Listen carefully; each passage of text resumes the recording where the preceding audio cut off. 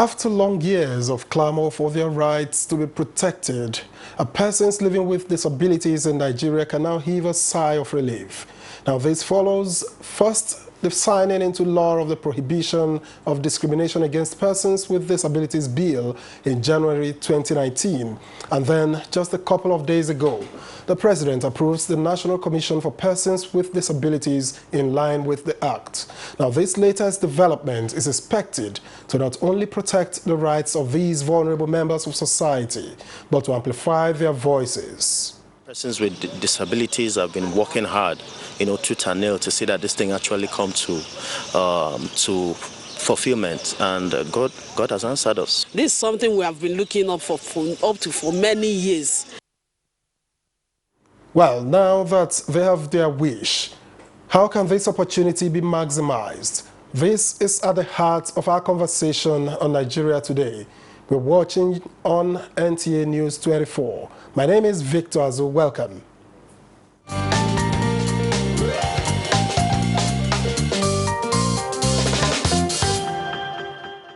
Now joining me to discuss the task before the National Commission for Persons with Disabilities is Bola Bakari, President, Truth Be Told Network. It's good to have you on the program. Thank you. I'm glad to be here. And I've also been joined on the program by Kasim Olalekan Lawal, legal practitioner and chairman Association of Lawyers with Disabilities, FCT chapter. Welcome to Nigeria Today. Thank you very much for having me here. Very well. And let me start with you. There's been a bit of confusion as to who the big umbrella of persons with disabilities accommodates. Now, who and who qualify as persons living with disabilities, for starters? Anybody with one form of disability, visible disability or the other, is qualified to be referred to as a person with disability. It could be sensory, it could be cognitive, it could be physical. What do I mean by sensory? It could be anything that affects any sense organ of the body, be it sight, be it hearing, and for cognitive, anything that has to do with mental disability, and for physical, anything that has to do with spinal cord injuries or one form of disability that affects one's movement or motor neurons.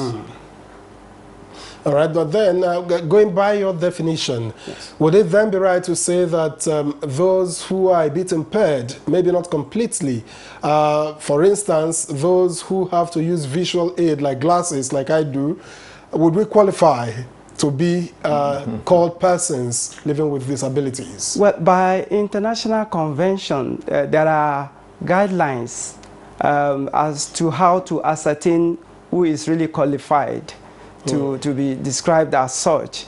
The Convention on the Rights of Persons with Disabilities actually specify a particular range within which, if such person is able to see, let's say within the 10 meters or 20 meters thereabout, that's just for that's just an instance. So if such a person goes to the hospital and according to the Act, such a person is certified to be blind or visually impaired, then such a person qualifies to be.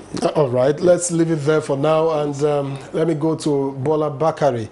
What would you say that the law and now the Commission adequately compensates for the long years of clamor? Thank you, my brother.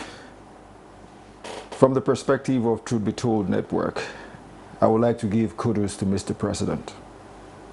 Not just Mr. President alone, but to the next line of action, to the Ministry of Humanitarian Affairs. Because the Honorable Minister has been able to do a fantastic follow-up that generated the situation where the President assented, and at the same time, a commission has been established. So as we speak, the thing to do is for us to move to the next level. And what is the next level? I believe that my brother here has given us a definition of major disabilities. Maybe physical, maybe intellectual, maybe visual impairment and the rest of it. But I would like to move a little bit further, because I believe the president has done his own bit. The honorable minister has done our own bit. The next bit is with us, the populace. How do we relate to the people with disabilities? But we will get right there, but I wanted to find out if the commission, the law and then the commission, if they have adequately compensated for the long years of clamor by people living with disabilities. I'll give you this for free. The journey of 1,000 miles starts with the first step. We have made the first step, and I can tell you that we're going to improve on it. The ministry in charge is going to improve on it. The honorable minister in charge, I normally say one thing on a regular basis. When it comes to empathy, the female gender, it tops. And for us to have a female, Aja Umar Farouk in charge, I believe not just 2 steps, we're going to make multiple steps in achieving the goal of the act. And so what should the attitude of society be in line with this law? Good. What can be expected of society? Good. I believe the society, that is the larger percentage, we should be able to educate ourselves as to how to deal with people with disabilities. Honestly, we are not, I can say this truthfully, we are not that good at dealing with people with disabilities, because our orientation is a little bit on the negative side. We look at disability as being a negative situation. But the situation we have on hand right now, and I believe we're going to touch on it a little bit this evening, is the fact that we are going to tell ourselves how to relate with these people. And I guess when you throw the question, I will go into that. All right then, let me get right back to Kasim. A song came in, came across my mind a while ago. Now that we found love, what are we going to do with it? Yeah, okay. And so I just want to ask, how much reprieve can persons living with disabilities expect with the commission set to take off? How much can this do for you? It can do a lot, in the sense that there are already different disabled person organizations that have worked on different aspects of our national life. I mean, where things can be improved upon. For instance, the association where I belong, Association of Lawyers with Disabilities in Nigeria, in the last 1 year has been working on accessibility of courts, to both persons with disability that are legal practitioners, to witnesses, to clients, or litigants. And as well, the other association that I also belong, Nigerian Association of the Blind, FCT chapter, also worked on the accessibility of public buildings. So we already have materials on ground with which the commission can actually work upon. There are so many other organizations that have worked on different aspects of the challenges that we face in Nigeria. So I believe the commission will be, will be put to use as soon as the governing council begins to work. Then, given the way things are panning out now, is it likely that the commission will be manned, or would you say that the commission should be manned by persons who it should cater for? That is, will the commission be better managed by persons who understand what the plight of persons living with disabilities are? Yes, by the wisdom of the lawmakers, they have placed that responsibility in the hands of a person with disability, that is the executive secretary. The executive secretary is charged with policy implementation and administration of day-to-day affairs of the commission. And the person that has been appointed in that regard is a seasoned, well-qualified person with disability, in the person of James Lalu. He has really worked for the community, and I hope and pray he will take off from where he stopped. Okay, let me take this to Bola Bakari. Now, how do you think that the institution, the commission should be structured to better provide for or cater for persons living with disabilities? Thank you once again. You see, like he rightly said, and the wisdom of Mr. President in putting together a governing council made up of people with disabilities who understand where the shoe pinches. That is one very good step forward. And I can assure you, we are in good shape.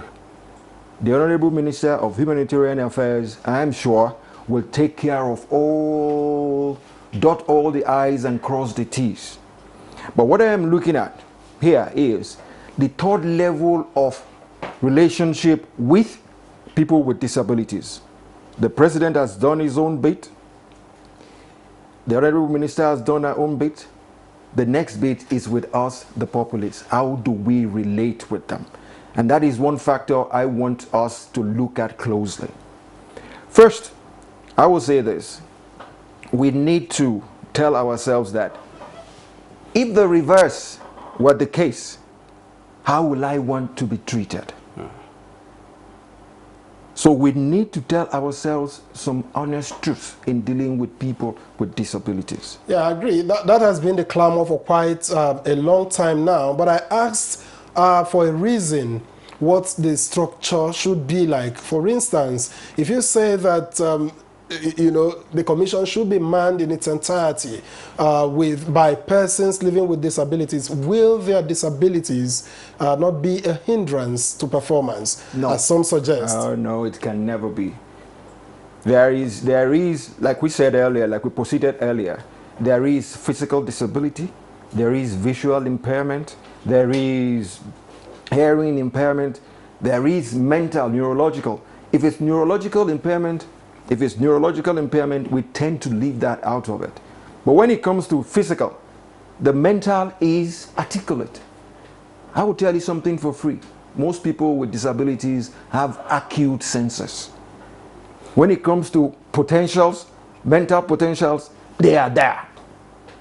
And if you check the composition of the governing council that makes up this commission, you will find out that there is a spread. Everybody is being picked from the geopolitical zones. And as you proceeded earlier, you say most of all these people living with disabilities, they have their own groups. Like my brother said, he belongs to a group of those with visual impairment. There are other groups too. There are albinos. Some of them have been on here before. There are people, you see, there are loads and loads of it, and they form themselves into units. These units have now come together to form a commission that handles what they want. What I want specifically is a case of us, the higher percentage, how we deal with these people. It is how we deal with them that gives us the result that we want.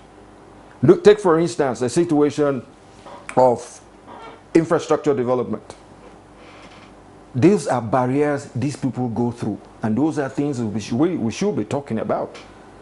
In terms of go to ministries, agencies, departments and agencies, these days they are trying, because formerly they usually have steps. But these days, if you go to some MDAs, they are beginning to have ramps. Absolutely. There are ramps for people with disability to make movement into it. But if you look at some other aspects too, like public transportation, some of them cannot get onto it. If you look at housing, most houses don't have ramps in the design and in the construction.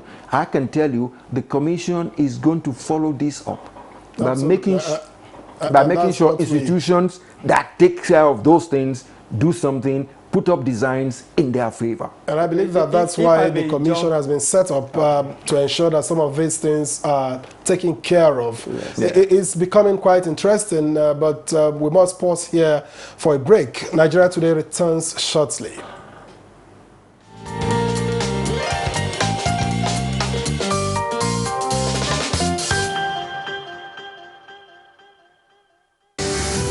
The number of the COVID-19 cases in Nigeria is increasing daily, with many more tests ongoing. The battle of testing, isolating, treating, and attending to the affected persons rests heavily on the shoulders of our health workers. constantly putting their lives on the line and at risk to contain this virus, save and protect the lives of millions of Nigerians. To these health workers, we at the Nigerian Television Authority, NTA, on behalf of millions of Nigerians, say a big thank you for all that you have done and are doing. To the security agencies enforcing the lockdown and every other frontliner, we say thank you for putting your lives on the line to save ours. There is no amount of words that can quantify our gratitude. Thank you. This message is brought to you by the Nigerian Television Authority, NTA, Africa's largest television network.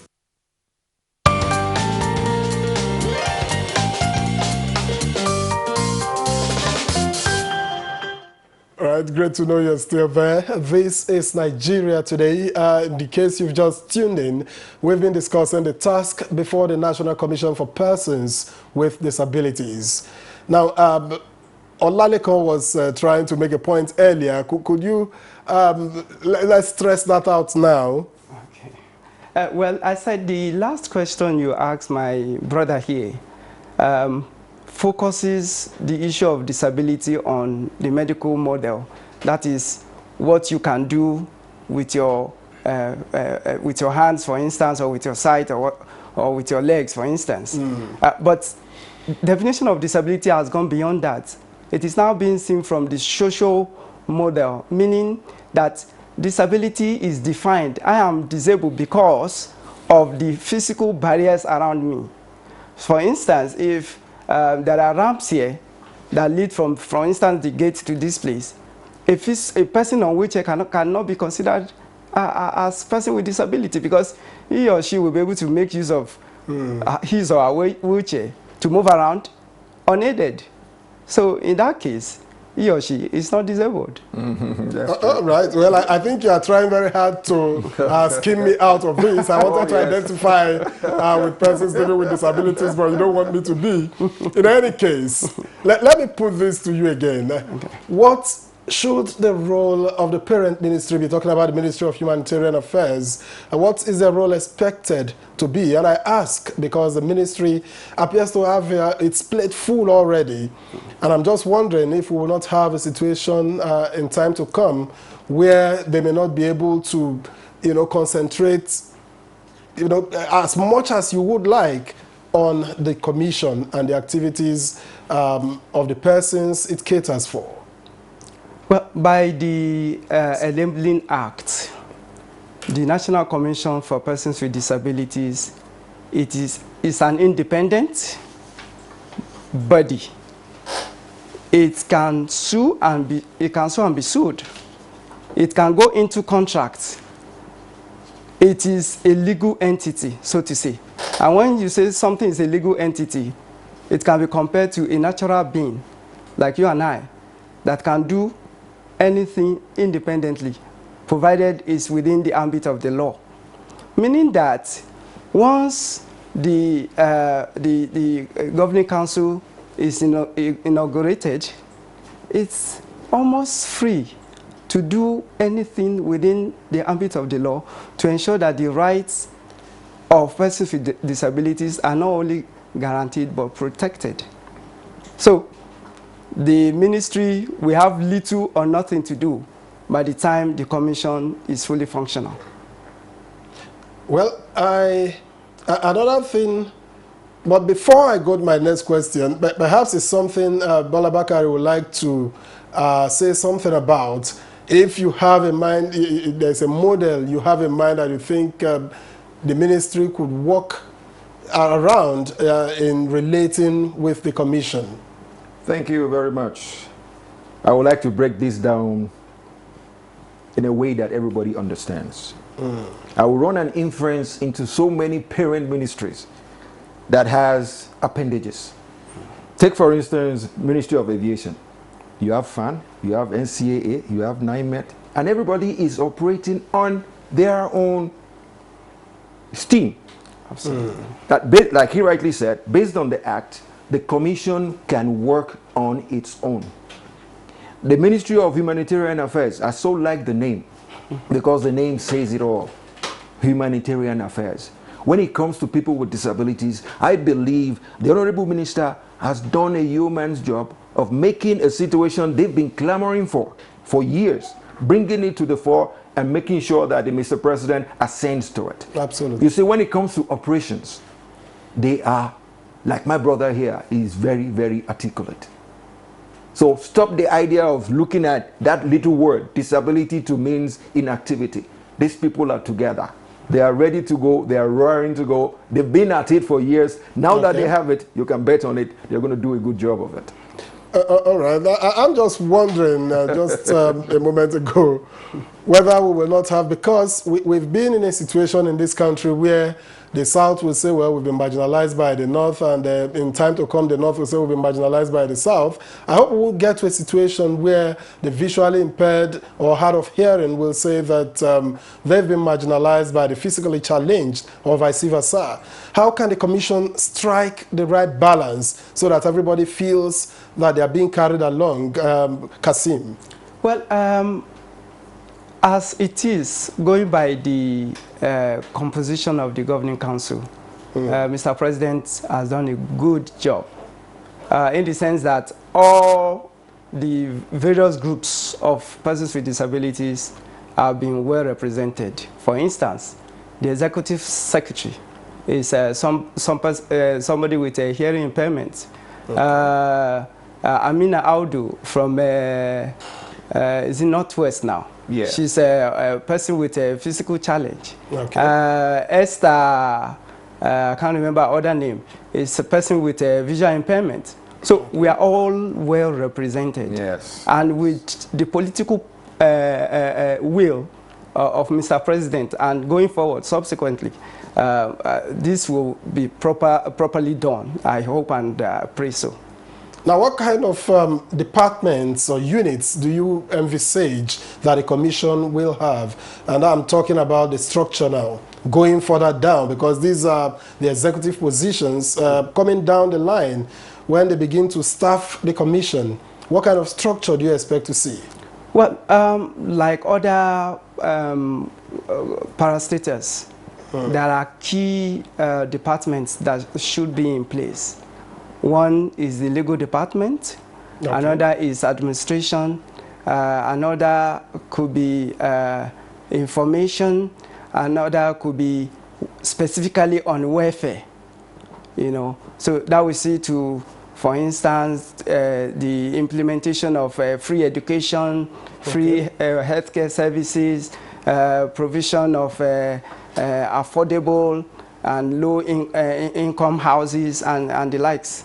You know, so it's not going to be a difficult one. The template is there, just to see one or two. Just activate it and get going. Exactly. All right, as we gradually come to the end of this program, let me get to Biola Bakari quickly, and I'm told that I have just about a minute. Now, some have also argued that the commission might just become another one that might turn out dysfunctional. Now, how can this be prevented? How can this commission be made to be, you know, worth all the efforts and the long years of clamor? Thank you. There are two angles to answer that with.